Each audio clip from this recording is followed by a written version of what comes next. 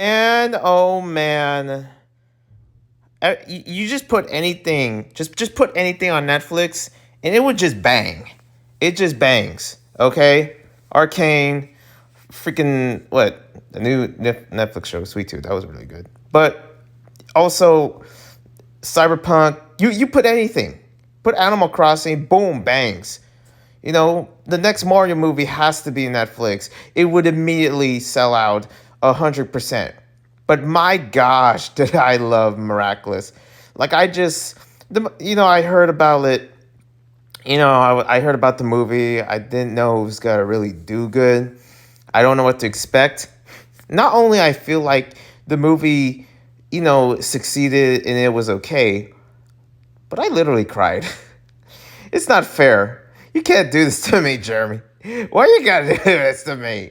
Zach hit me with the, yeah, so you think you're tough, huh? Well, what are these scenes? What is this reveal? What is this? And I'm like, stop it! Stop! Man, I tell you, I enjoyed so much from this movie. Even though it wasn't perfect, in some places here and there, some people would say it flawed. Listen, when it comes down to musicals, they know that. Even though Marinette's voice just doesn't match with the character, I don't understand why, Christina V didn't do the singing. Like, I don't understand why they had to put, like, a much more older, like, I feel like this is sort of, because I don't know how old is, like, Marinette in this one. I believe she's, like, 14 or something. But the singing voice just sounds like she's like 21. Like I don't know it doesn't match up correctly. But this movie itself, like it just like I don't know. These are just my quick thoughts of it. Me watching this and having it just I don't know if I would say it gives me like a Disney vibe, but it gives me like the ultimate like perfect kind of like, kids movie Netflix vibe. Like I never felt like this kind of emotion since I saw Vivo, the Vivo, like that this kind of like Spanish of this what is this animation on Netflix that I love so much, and it was one of my my top favorites back when it was released, like somewhere around 2021 or something like that. It was one of my favorites because it was so emotional, so deep, and this movie itself, not to spoil it, but it was emotional. There are certain points of it where I didn't know it was going to happen at all. And I did not know I would even like it so much more now thinking about it. Because I've been falling off from, Miraculous Ladybug. Everyone kind of knows about this if you know me for a long time when it comes down to animation. Miraculous is one of those shows where I fall off. But I always want to see redemption. I always want to see a chance for it to come back. And I've been very curious to see the new episodes in season 5, even though I just don't feel obligated or feel like, even though no one's forcing me, but there's a part of me where I have to know. I have to know what's really going on. Not only I have friends that actually watch the show, but I personally, I need to see really what's all the hubbub because I already been spoiled like 2 times. And I'm just like curious, like, man, I need to really catch up on what's really going on in Miraculous because I'm anticipating a lot for the next season, and also the next projects that they're coming up with.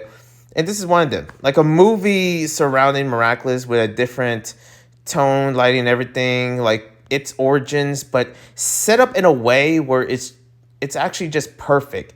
It's sort of because everything is sort of revealed as if it's like, the movie itself kind of like the movie to me just almost feels like I don't need to see the seasons. I don't need to see all of season 5 of Miraculous Ladybug. The movie just fills it up. It's almost like, it fills it up. I watched it, and this is kind of like a thing when I was, witnessing this masterpiece, is that I watched the movie, and I'm like, yep, I'm good. I'm good. Miraculous Ladybug is done. It's over with, and that is all. Even though it's not, even though there was a part of me where I do want to see, the characters in it, like, Reine Rouge, Carapace, all the other characters, because, it Master Fu, like, it did showcase Master, the old individual that showed all, the 5 Miraculous, including the B Miraculous, which I'm just curious who's going to have that And if it's Chloe, yeah, oh yes, this movie would be ultimately perfect. Or maybe the next one, or whatever. Immediately going back to Miraculous fandom, 100%. Turn my channel on Miraculous if I know who it is that is going to be Queen Bee, if you know what I mean. Like I just don't like I feel like this movie just in my style of analysis, which is so non-existent, that it's just perfect. Like it's just perfect the way it is. It's not perfect, but it is perfect, and it's the way that I guess I expect from a movie that is aimed towards kids, that is aimed towards a demographic that I could be far from, but it's a demographic that sees this and it's perfect for what it is. There's not really a lot of cringy moments. I don't know if there was, in a sense, like some of the jokes and stuff like that, the quips here and there, the guy taking a selfie when Marinette is trying to save, basically the entire world itself, not just Paris. I saw that moment and I was like, are you serious, dude? Are you wow. But it's almost authentic and it's almost like realistic. This is sort of a movie that is almost the closest to a live action, which I'm very curious if a live action ever happens. But this is the closest equivalent in terms of acting, in terms of humanity, empathy, and stuff like that. But in its own fun way. The musicals just hit. Even though, yeah, again, Marinette's voice just doesn't fit well, in my opinion. But it just hits. Like it's just perfect.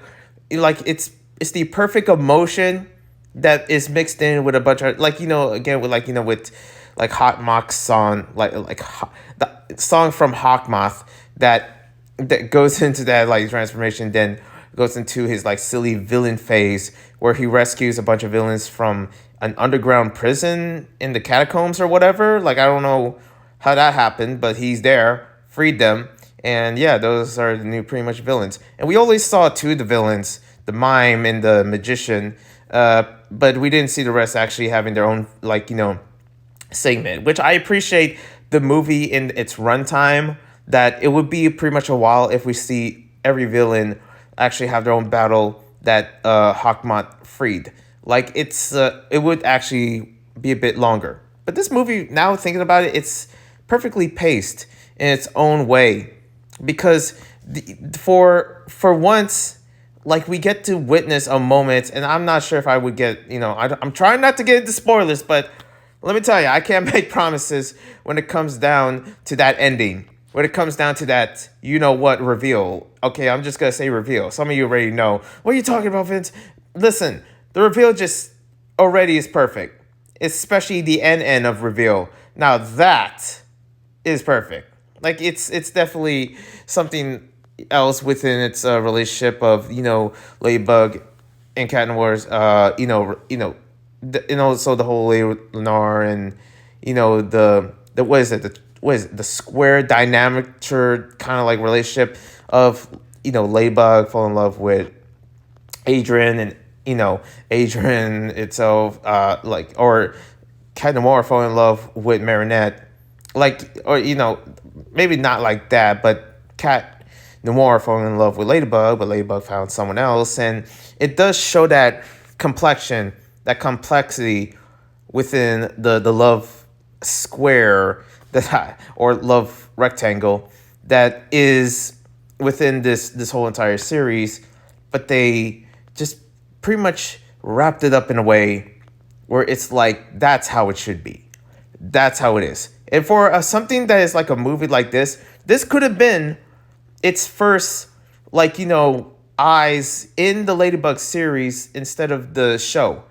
This could have been something that would be the first thing before they put the show out. It would actually just fit so well. Even though the movie would probably do way better than the show, and the show is just, in my opinion, in its beginnings, clunky, and some of it is just wouldn't make sense, and you have Marinette just falling everywhere. That could have been a perfect way to have an introduction within the show, in my opinion. But yeah, seeing other, especially with Tiki as well, that was a perfect segment to see her better than Plagues. I don't know what's up with all this farting and ever. I guess it's part of the comedy or something. And the fact that, like, I'm just was waiting the whole time when we were introduced to Plague. I was like, Adrian, you are rich. Can you give your man's a freaking better cheese? He has to eat this poison. I just try to keep them safe so they don't die. I get it that you're first introduced to him, but gosh, he's eating something out of the trash or something, and all the farts coming out. You want your room to stink, and you want him to die or something? Like, that's poison right there. I'm just saying, Adrian. Like, where's the good cheese? You could just go into the kitchen there, walk all the way down there, or ask for your butler or waiter or Natalie, of like, hey, can I have like a better cheese, as a snack or something? Maybe she will be like, no, Adrian, you have to go to sleep. But it's like, where you probably have it stored somewhere in your room. I don't know. I was just annoyed with all the farting. Where did this came from? Why is this? Why we're doing Plague this dirty? Damn, oh damn! Like, it's just like it has to go there. Also, like, I didn't know that the freaking Ladybug's yo-yo just automatically goes to where it needs to go, like have a mind of its own, even though it's probably Tiki actually, going to places, just impatient, just like immediately just swings around with Ladybug just to get to where they need to go. Everything is just done so well, and it's done so, I feel like, the pacing itself could have been, have some time moments in it, especially during Marinette's intro within the school. Like, it's like Rush, and I get it that they may, Jeremy sort of like expects many people within the fandom to be familiar with the origin story and the first season of like, hey, the introduction of everything. The pacing of just like all of it, like it's sort of being friends already, like just out of, maybe out of the care of Alia's, character, but it two of them being friends already within the show is like I did not really expect that to be that quick, and also the expectations of maybe like Chloe's like maybe would add more than one drop of coffee on her shirt, but that's expected. Immediately you have to establish the enemies and the friends, and man, like I guess Chloe's that terrifying. When she's like, it's just literally one person, Marinette. Like, come on. Also has like the one person that that you can trust with, Sabrina, as she found Marinette running away, but also like lied to like Chloe, like, yeah, she's not here or something like that scene. Yeah, this whole movie itself, I don't know. Like, maybe I'm not the best person because I've been following up from Ladybug for a while. But in movie stance and it's, what it brought to the table, it did it so well. And especially, and I really want to talk about the spoilers. I want to talk about the spoilers. So this is the part where it's done. The movie's perfect, 10 out of 10 all day, every day, musical, and it's definitely worth watching it on Netflix, on a Blu-ray. Look, the visuals is everything. They did a good work with the hair. Everyone just looks 10 times more prettier than what we ever expect from the actual show. The hair quality. What is up with the hair quality? It's too good. It's too good. Like freaking Chloe's hair, like styling, like it's like real actual, natural freaking blonde hair, especially with Adrian. And man, listen, people like to hate on the longer haired Gabriel. Yeah, to me, he looks good with the long hair. I don't know why y'all hate it. I mean, the short hair maybe does better. I like the scruffy look that he got when he was trying to talk to Adrian. So that segment was, was well done. But also, I really want to talk about the spoilers. And we're about to get into it, okay? Man, that reveal of freaking Gabriel and just witnessing his own son. Like, this whole ending itself, you would think, like, Ladybug is going to do all the work to clean everything up. And at that point, it's impossible. Okay, it's impossible. You saw that what happened almost to that family? It's impossible. There is scenes in this where it's dark, where it's, like, going into places that I did not realize it would go. But emotionally, I wasn't ready for that reveal. I wasn't ready for Gabriel and, Hawkmoth now actually seeing his own son. Like, I'm talking about like Catnoir in that ending, if you know, you know, full on just takes a half piece, and that was it. It takes a half piece, and it shows. Like, you know, it's another thing with the ending. I'm talking about when Marinette go to the masquerade and sees Adrian, and then puts a reveal of actually showing the face mask, what it looks like on her, and boom, that's Ladybug. And it was that easy. Are you serious? It was that easy. Like, I'm Ladybug. And showcase her. I was like, it just takes it like that? Are you kidding me? I swear there was another episode in some of the seasons where he did, like, where Marinette already, like, had a masquerade episode, and Adrian probably saw it in somewheres, but you didn't recognize it, that it was her? That's crazy. That's just... But for this particular moment, it just showcased. We don't need a painted Ladybug, freaking watermelon like colored mask. No, just puts it on her and adrenaline, that's Ladybug, and the reveal is right there. It's like, what? But man, that scene between Adrian and Gabriel, between Catnoir and Hawkmoth, the reveal, that got me. I was like, yeah, okay, here comes the tears. Here it comes. Now thinking about it, I love that moment. And my goodness, I never thought I would ever tear up from any other Ladybug show ever. I mean, Jubilation almost hit me. But this one hit me. Okay? This whole father and son kind of like relationship, this father-son moment. I'm like, I wasn't ready, but damn, you torn me a new one, freaking Zag. Oh my God, that was beautiful. This is the reveal that we needed. I never thought we needed this, but man, this already movie of the year. Bada boom. I'm sorry, Cyberpunk. I'm sorry, Arcane. Listen. I'm putting you next to this one. Okay, I'm sorry.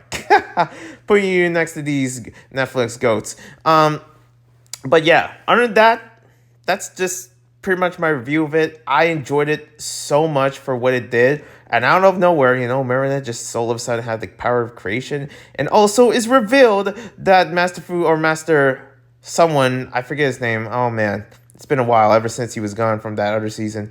But yeah, Master Fu was revealed to Marinette or Ladybug.